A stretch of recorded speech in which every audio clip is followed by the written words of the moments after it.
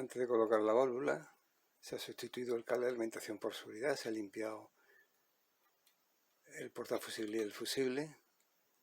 Es vital que lleve exactamente el mismo fusible que el fabricante recomienda para evitar problemas posteriores, caso de un fallo en el transformador o un exceso de corriente. Se han comprobado todos los condensadores, tanto los que están conectados en la red de realimentación como el resto de condensadores que está en la parte inferior del chasis.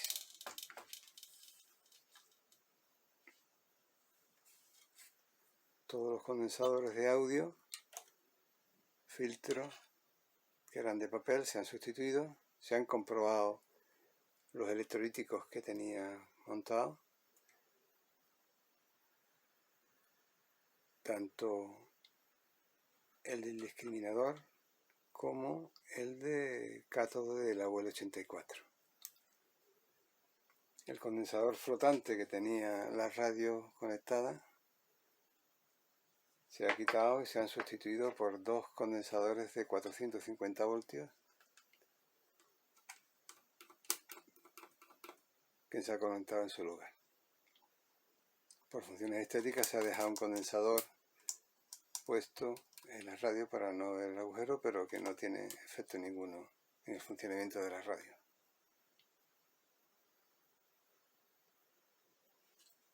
Ya se ha comprobado que la radio puede conectarse a la red. Se ha colocado incluso un fusible de menor capacidad de corriente. Y ya se ha enchufado anteriormente y probado que no hay ningún problema con la alimentación. Hay que observar la selección que hace las teclas, graves, orquesta, jazz y solo. Era el tipo de música que se oía en el momento que se fabricó la radio. He colocado la válvula nueva en la radio,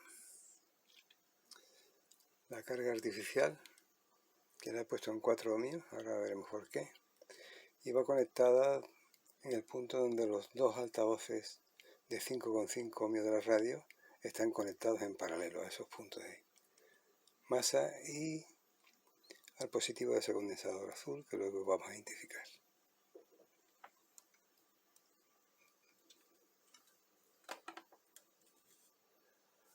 La red está encendida y está calentando. Vamos a analizar un poco el circuito amplificador de audio, que consta de 2 etapas.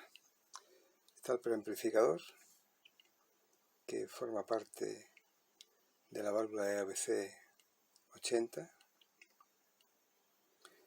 La parte C es la parte triodo, que funciona como preamplificador de audio. A la rejilla se le aplica tanto la señal de FM como las de AM en las distintas bandas y además la entrada fono. Espero tener una tensión en este punto de 70 voltios con una corriente de 0,5 mA. Hay una circulación de corriente según el esquema de 45 mA en placa y 5,5 mA en pantalla. Hace un total de 50,5 mA. Y el voltaje de tensión de caída, la resistencia de cátodo de 120 ohmios, pues aproximadamente 6 voltios. Serían 50,5 mA multiplicado por 120 son 6, algo, 6,2, 6,3 voltios. Esto lo vamos a comprobar ahora. Aquí identificamos el zócalo de la válvula. Aquí tenemos el espacio de separación. Este sería la patilla número 1 y en el sentido de la aguja del reloj va creciendo 1, 2, 3, 4 hasta llegar a 9 porque es un zócalo noval. La patilla 7, que está aquí identificada, es la placa. Y la patilla 2 es la reja de control, que lleva este circuito de acoplo desde la salida de placa de la EABC80, en la parte triodo. Y este es el condensador de cuerpo. Aquí se espera alta tensión y aquí no debe haber tensión ninguna, puesto que estamos hablando de un terminal tan sensible como las rejas de control de la L84. En esta radio donde hay tantas tensiones peligrosas, hay que utilizar la técnica de mano única. No podemos estar manipulando la red de contención con las dos manos. El polímetro está conectado directamente a masa y utilizamos simplemente una mano para tomar tensiones. No tocamos el chasis, nos aislamos de tierra y empezamos a medir tensiones. Por ejemplo, la tensión de placa, tenemos un voltaje de 247. Estaba esperando 250, muy cercano, 250. En reja hemos dicho que no debemos tener tensión ninguna. 75, 50 milivoltios, prácticamente lo inducido desde... Este condensador es muy crítico, puesto que un fallo en este condensador introduciría la tensión de alta en reja y destruiría la válvula. Aquí tenemos la tensión de salida. Estamos en 258 voltios. ¿Por qué tenemos 258 voltios ahí? Porque no tenemos la EABC80. Entonces la tensión de la fuente de alimentación no encuentra camino a través de la resistencia de carga de placa para que caiga la tensión. Por tanto, tenemos 250 voltios ahí. Vamos a analizar exclusivamente la etapa pentodo, lo que es el amplificador de potencia. Ya tenemos aquí preparado el acoplo de señal del generador. Lo hemos aislado muy bien a través de un condensador de calidad para que no estropee el generador de señal. Y por último nos queda medir la tensión de cátodo. Esta resistencia de cátodo lo podemos medir aquí también. 8 voltios de continua. La tensión de alterna de los filamentos serían 4 y 5 en alterna.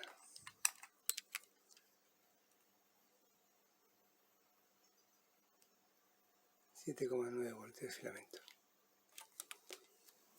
Vamos a aplicar 2 voltios de RMS a la salida de la EABC80 que acopla la entrada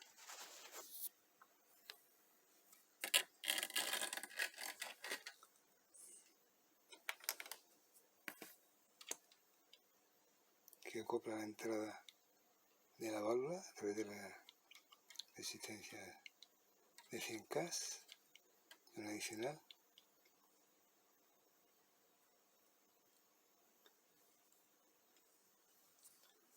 Y en reposo la tensión de placa se encuentra en 250 voltios. Este sería el 0. 250 voltios serían 5 cuadros. En el momento que apliquemos señal de entrada a la reja, esta tensión va a fluctuar entre 0, que no llegará, y casi el doble de la tensión. Esto debido al transformador de salida. Vamos a tener más de 250 voltios, bastante más. Aplicamos señal. Y aquí ya tenemos 350 voltios. Y aún la señal no está al máximo. En 250 más o menos está la línea central de que el trigger lo podemos poner exacto en 250 y nos va a servir de referencia. Simétrico. Y seguimos aumentando señal de entrada. Aumentando, el ciclo positivo y negativo van aumentando hasta que llega un momento en que se va a producir un recorte, sobre todo la parte inferior, que es cuando la válvula ya no tiene tensión suficiente, o bien a un nivel superior cuando la válvula está agotada. Aquí lo vemos mejor. Esta versión 100, más o menos 250 sería el trigger, lo vamos a poner ahí para que lo veamos.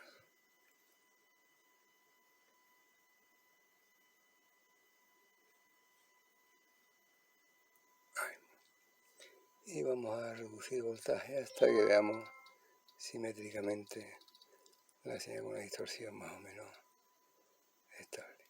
Activamos el canal 2 y vemos la tensión de placa.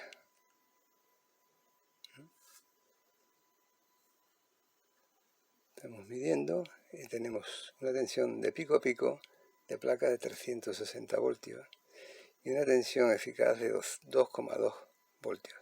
Estos 2,2 voltios sería la tensión que en este caso tenemos aplicada una carga de 4 ohmios y hemos seleccionado la carga de 4 ohmios porque la radio lleva dos altavoces de 5,5 en paralelo, por lo tanto aproximadamente 2,5 ohmios, que todavía va a desarrollar más potencia que la podemos calcular con 4 ohmios. Para calcular la potencia tenemos que utilizar la ley de Ohm. Estamos hablando de tensiones eficaces, por lo tanto tenemos que multiplicar, si redondeamos a 2 serían 2 por 2, 4, 4 dividido entre 4 ohmios sería 1 vatio. La impedancia total que va a encontrar el transformador va a ser menor de 2,5 ohmios. Son 5,5 en paralelo con 5,5 más luego los dos tweeters que están conectados en paralelo al mismo punto a través de un condensador para que solamente actúen los agudos. Y que podemos esperar 2 vatios realmente de salida de este amplificador. Aún podemos tener más señal de salida, pero el límite estará en la distorsión. Aumentamos el nivel de salida y llegamos prácticamente a los 3 voltios. Serían 9 voltios entre 4, que estaríamos hablando de más de 2,5 vatios. Vamos a utilizar el dato de una distorsión armónica del 6% para ir analizando la etapa hacia atrás. Dependiendo de la amplitud, este valor va a ir aumentando. A medida que va aumentando la señal, va aumentando la distorsión. La dejamos fijada en el 6% con la amplitud de entrada y ahora vamos a analizar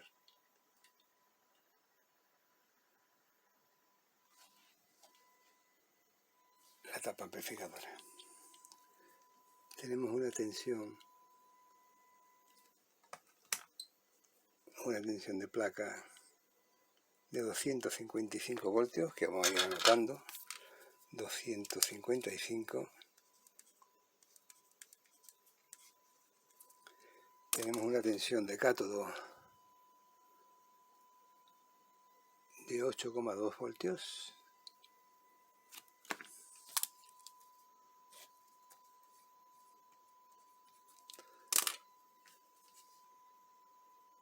Tenemos una tensión de pantalla, la pantalla nueva, aquí vemos la resistencia de pantalla de 272 voltios.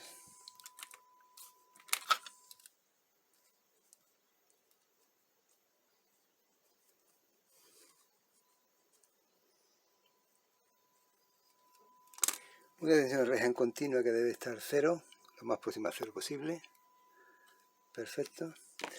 Tenemos una amplitud de 4,3 voltios RMS, que vamos a anotar aquí.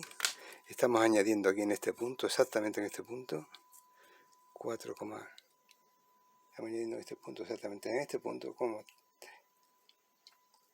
voltio RMS para 6% distorsión. Tenemos una amplitud en el altavoz canal 2 de 2,56 voltios, 56 voltios RMS, estamos en 4 ohmios y ahora veremos la potencia que tiene y tenemos una oscilación de tensión en placa pico a pico de 412 voltios. 412 voltios pico a pico.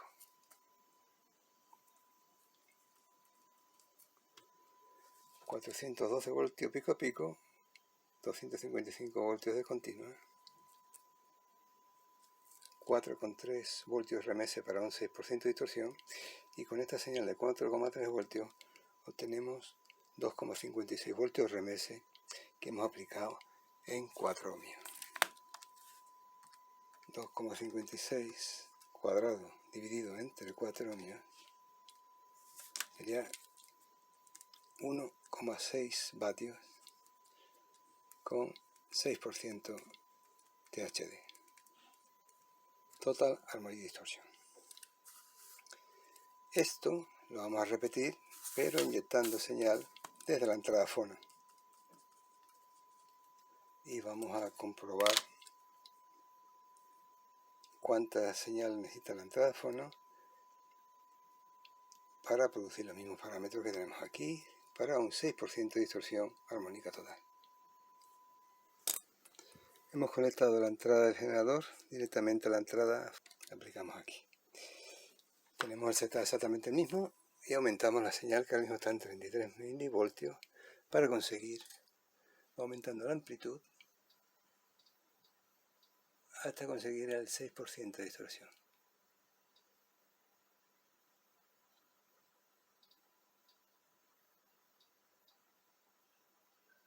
Ahí tenemos el 6% de distorsión que se consigue con 140 milivoltios. Tomamos nota.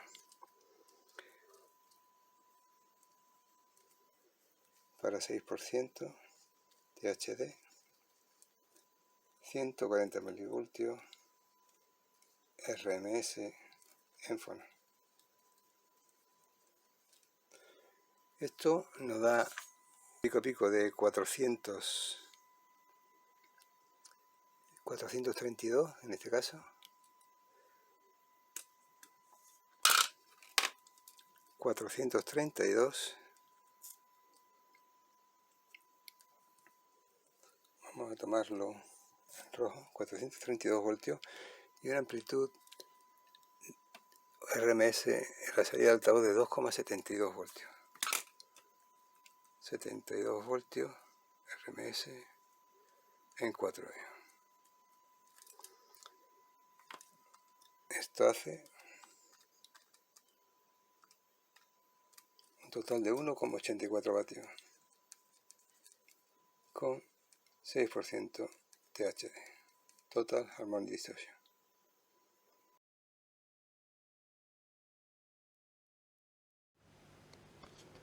Una vez comprobada la etapa de audio de esta maravillosa radio concertino 8 de Telefunken,